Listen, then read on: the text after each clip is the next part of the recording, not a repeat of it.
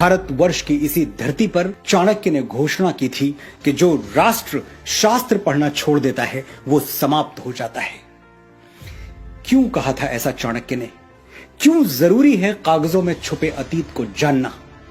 क्योंकि अतीत को जाने बिना भविष्य निर्माण की कोई संभावना है ही नहीं। जो देश अपना इतिहास भूल जाता है उसका भूगोल अपने आप समाप्त हो जाता है। जो लोग भुला देते हैं तारीख को अपनी, उन लोगों का ज्योग्राफिया बाकी नहीं रहता। पिछली कई सदियों से हमने अपने इतिहास की जमीनें लावारिस छोड़ रखी हैं।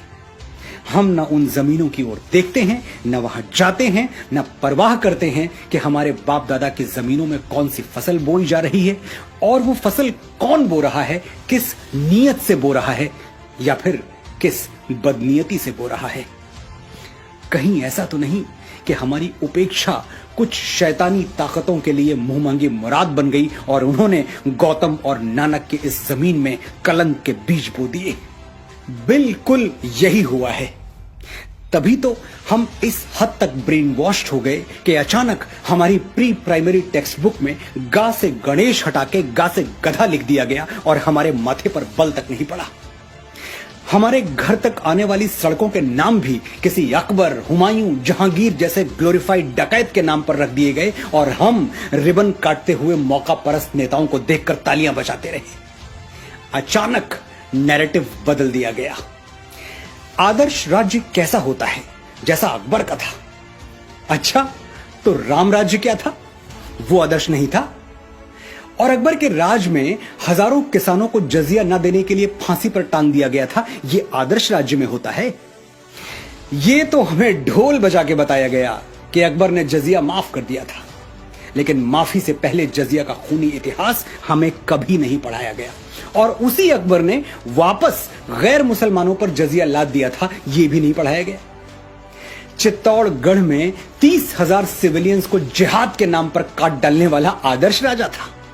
आगरे के किले के सामने मीना बाजार लगवाने वाला जिल्ले इलाही था। जिल्ले इलाही यानी खुदा की परछाई। ये कौन सा खुदा है जिसकी परछाई इतनी काली?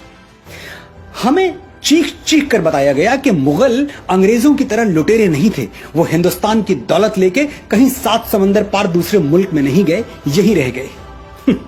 ठीक है, तो मैं आपके घर पर अटैक करता हूं, कुछ लूट के अपने घर नहीं ले जाऊंगा, बल्कि आपके ही घर में कब्जा करके रह जाऊंगा और आपको, आपके परिवार को, जो कल तक उस घर के मालिक थे, अपना गुलाम बना के रखूंगा। आप मुझे हीरो मानेंगे? नहीं मानेंगे। तो मुगलों को हीरो क्यों मानते हैं और क्यों ऐसी कमजोर दलीलें देते हैं जिस पर हंसी आ जाए? एक और दलील है कि मुगलों की हुकूमत में 200 सालों तक कोई सिविल वॉर नहीं हुआ, इतनी शांतिप्रियता बनी रही। ये किसी ने नहीं बताया कि ग्वालियर के किले में मुगलों की तरफ उठने वाली आंखों में जलता हुआ सरिया घोंप दिया जाता था। तो बगावत की हिम्मत कौन करता? और ग्वालियर कोई अकेला किला नहीं है। मुगलों के शासन में ऐसे हजारों कंसंट्रेशन कैंप्स थे जो हिटलर के कैंप्स को शर्मिंदा कर दें। जिन आतताइयों ने तख्त को रिश्तों, नातों, मर्यादाओं और उसूलों के ऊपर रखा, हुकूमत के नशे में अपने बाप को काल कोठरी में ठूंस दिया, अपने ही भाइयों की गर्दनें उतार ली। अगर उनके राज में शांति बनी रही तो वो शांति ऐसी ही थी जैसे सद्दाम हुसैन ने इराक में बनाकर रखी थी या फिर किम जोंग टू ने नॉर्थ कोरिया में बनाकर रखी हुई है। ये दोनों नाम गूगल कर लीजिएगा, आपको मेरी बात समझ में आ जाएगी। ये मुगल और तो खैर कहीं भारतीय संस्कृति से प्रभावित नहीं हुए, लेकिन बाबा तुलसी की एक चौपाई का अनर्थ इन्होंने जरूर कर दिया। भय बिन होए न प्रीत, डर के बिना शासन नहीं चल सकता। बस ये भूल गए कि श्री राम ने किन परिस्थितियों में डर का सहारा लिया था।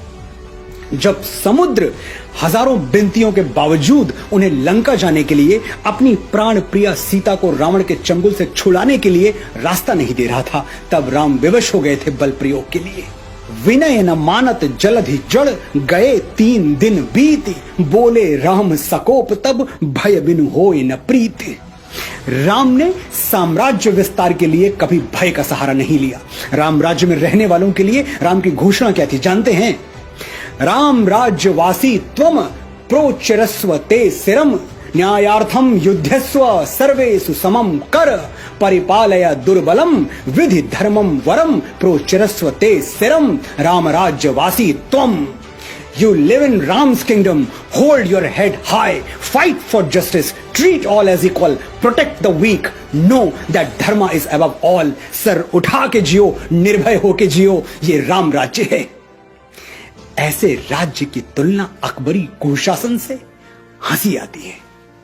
हम सदियों से इस बात पर खुश होते आ रहे हैं कि शेर शाह सूरी ने दुनिया की सबसे लंबी सड़क बनवा दी, लेकिन श्री राम ने समुद्र पर पानी पर पुल बना दिया। इसके लिए हम सैटेलाइट इमेजेस मांगते हैं, वरना विश्वास ही नहीं करेंगे।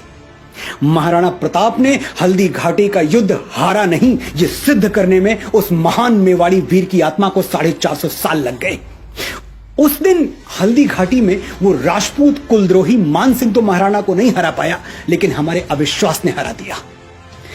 और महाराणा कोई अकेले नहीं है। पता नहीं अपने कितने वीरों को हमने गुमनामी की अंधी सुरंग में एड़ियां रगड़ के मर जाने दिया, और उन जालिमों को झुक के सलाम बजाते रहे जिनके दुष्कर्मों से भारत मां आज भी खून के आंसू रो रही है। समय आ गया है कि हम अपने गिरेबान में झांक कर देखें। जयचंद के नाम पर हम थूकते हैं, लेकिन एक पल के लिए ठहर के सोचिए, कहीं जाने अनजाने हम भी अपनी संस्कृति और सभ्यता के जयचंद तो नहीं बन रहे, उससे छल तो नहीं कर रहे। मैं प्रेम के मीठे गीत लिखने वाला एक साधारण सा लेखक हूं। आज मेरी बातों में आपको क्रोध और कड़वाहट नजर आई होगी, लेकिन मैं इसके लिए क्षमा प्रार्थी नहीं हूं। मेरा ये क्रोध अगर करंट बनकर आपको नींद से जगा दे तो मैं इस क्रोध का आभारी रहूंगा। मुझे खुद जागने में कई बरस लग गए, आप इतना लंबा समय ना लें। मेरे अनुभवों से सीखें, सच्चे इतिहास के दबे हुए स्वर गुंजायमान करें, अपने बच्चों के लिए सही आदर्श, सही नायक छोड़ें, झूठे नायकों के मुखौटे उतार के फेंक दें, अपनी विरासत को माथे से लगाएं और इस धरती मां का ऋण चुकाएं जहां मैं और आप बीज बन के फूटे हैं और एक दिन राख बनकर समा जाएंगे। जय भारत, जय भारती।